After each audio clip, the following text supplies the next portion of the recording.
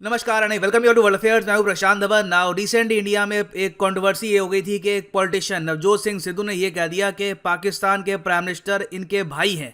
तो इस बात को लेकर उनके अगेंस्ट प्रोटेस्ट हुए। मगर इंडिया में देखो, हम लोगों ने एक लार्जर इशू मिस कर दिया है।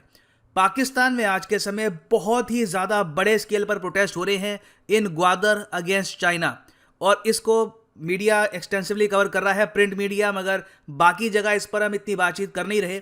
और ये टॉपिक इंपॉर्टेंट इसलिए है क्योंकि कुछ ही महीनों पहले इमरान खान के जो मेन एडवाइजर हैं, उन्होंने ये कह दिया था कि यूएस और इंडिया दोनों मिलकर सीपेक को सैबोटाज, मतलब कि उसको खराब करने की कोशिश करेंगे।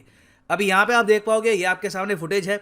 इस तरीके से हजारों बच्चे, हजारों लोग, एक्चुअली यूथ देखा जा रहा है ऑल टुगेदर बलूचिस्तान का, ये ग्वादर में प्रोटेस्ट कर रहा है अगेंस्ट सीपेक। ये लोग ये कह रहे हैं कि अपने ही देश में, अपनी ही ज़मीन पर इनको बिल्कुल पराया बना दिया जा चुका है। इनको कोई जॉब्स नहीं मिलती, पीने का पानी नहीं मिलता, और जो सारी मेन प्रायोरिटी है ये दी जाती है चाइनीज़ नागरिकों को, जो धीरे धीरे यहाँ पर सेटल हो रहे हैं।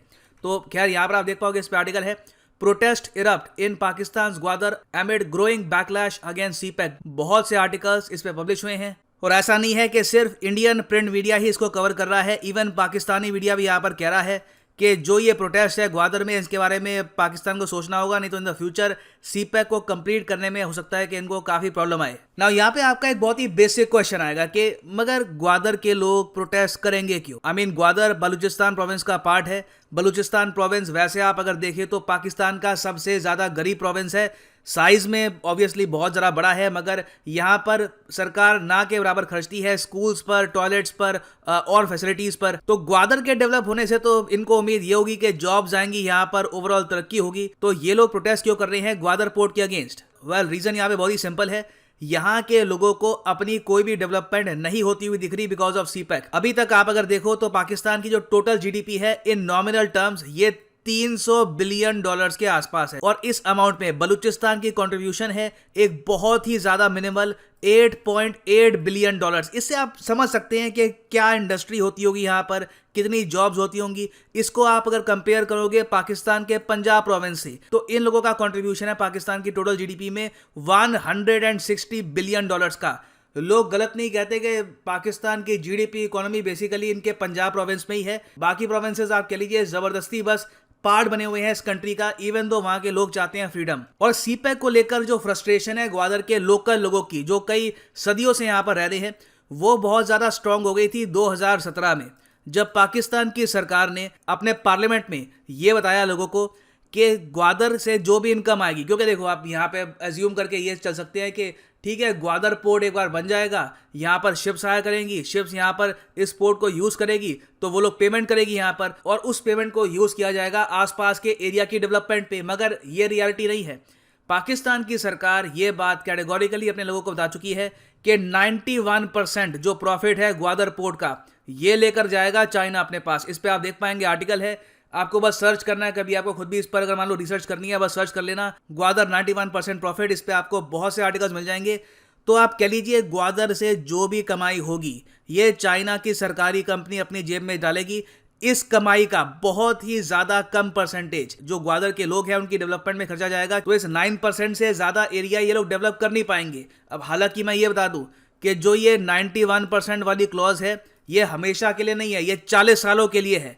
40 सालों के बाद जो क्लॉजेस हैं इनको रिवाइज किया जाएगा। मगर जो ग्वादर के लोग हैं वो इसी बात से शॉक्ड है कि हमारा पोर्ट ले लिया, उसका 91% प्रॉफिट भी चाइना खाएगा। उसके अलावा रिसेंटली ये भी देखा गया है कि चाइना की जो फिशिंग शिप्स है ये सीधा ग्वादर के जो कोस्टल एरिया है वहां पे एंटर करती है और लगातार शिप करती है, और ग्वादर के जो लोकल फिशरमैन हैं उनको फिशिंग करने का मौका यहाँ पर मिलता नहीं है। उसके अलावा ग्वादर में जो कुछ कमर्शियल हब ये लोग बना रहे हैं वहां पर लोकल्स को नौकरी नहीं मिलती।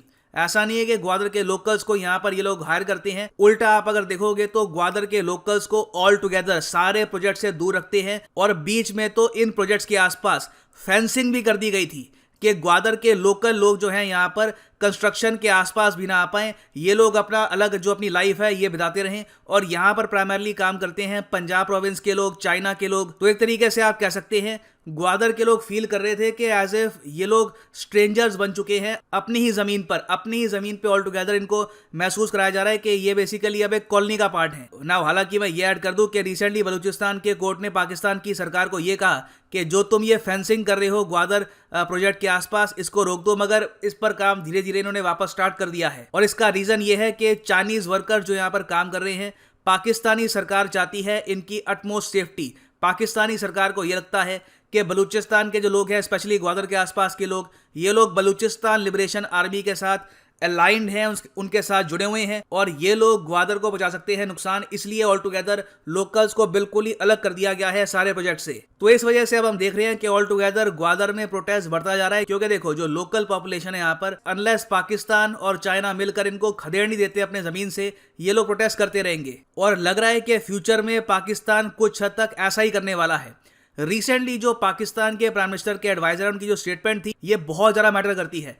इन्होंने ये कह दिया था कि यूएसए सैबोटाज करने की कोशिश कर रहा है सीपैक। इन्होंने ये कहा कि USA supported by India is trying to sabotage CPEC. तो मतलब कि फ्यूचर में ये लोग क्या कोशिश करेंगे कि जब ये प्रोटेस्ट बहुत ज़्यादा बढ़ेंगे, क्योंकि साफ साफ लग रहा है यूथ यहाँ पर इन्वॉल्व हो रहा है, प्रोटेस्ट इन द फ्यूचर बढ़ने ही वाले हैं, तो फ्यूचर में पाकिस्तान ओपनली ये बोलना स्टार्ट कर देगा कि इंडिया यूएस मिलकर जो ये सीपैक का प्रोजेक्ट है इसको सैबोटाज करने की कोशिश कर रहे हैं।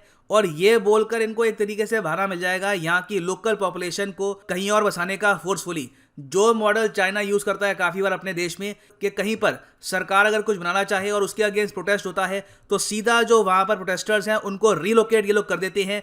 सेम टाइप का मॉडल हो सकता है कि बहुत ही जल्द पाकिस्तान भी अपनाए। ना मैं यहाँ पे आपसे पूछना चाहूंगा कि इंडियन गवर्नमेंट की यहाँ पर रणनीति क्या होनी चाहिए एक ऐसे टाइम में, स्पेशली जहां पर पाकिस्तान की जो सरकार के ऑफिशियल एडवाइजर हैं ये ब्लेम कर चुके हैं यूएसए को, इंडिया को, कि ये दोनों मिलकर सीपैक को सैबोटाज कर रहे हैं। क्या आप लोग मानते हैं कि अब टाइम आ चुका है कि इंडिया ऑफिशियली यूएन पर और जगह जो ग्वादर के प्रोटेस्टर्स हैं इनकी आवाज़ को लेकर जाए, या फिर आप मानते हैं कि नहीं, इससे एक्चुअली पाकिस्तान को और बहाना ही मिल जाएगा कि सीपैक में देखो इंडिया ये इन्वॉल्व है, यूएस इसको सैबोटाज कर रहा है ये कहने का? तो लिखिएगा इसके बारे में कमेंट सेक्शन में, मैं जानना चाहूँगा आपका ओपिनियन।